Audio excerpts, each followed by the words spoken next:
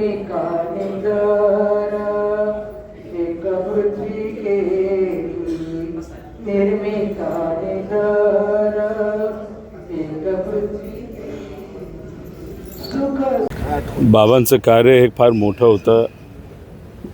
असंघटित क्षेत्रामध्ये काम करणारे सर्व कामगार असतील, माथाडी कामगार असतील, रिक्षा चालक असतील, सर्वसामान्य लोक ज्यांना कुठेही आवाज नव्हता, बाबा त्यांचा आवाज बनले होते.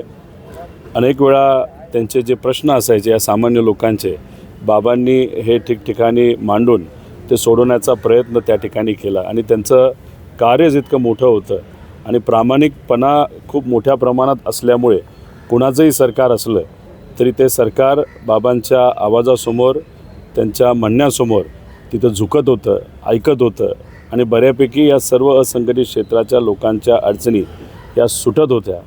अचानकपणे काल रात्री ही बातमी कळाली आणि ही बातमी कळाल्यानंतर कामगार तर दुःखी झालेच आहेत, पण अनेक सामाजिक क्षेत्रामध्ये काम करणारे लोकांनासुद्धा हा खूप मोठा त्या ठिकाणी भावनिक झटका होता.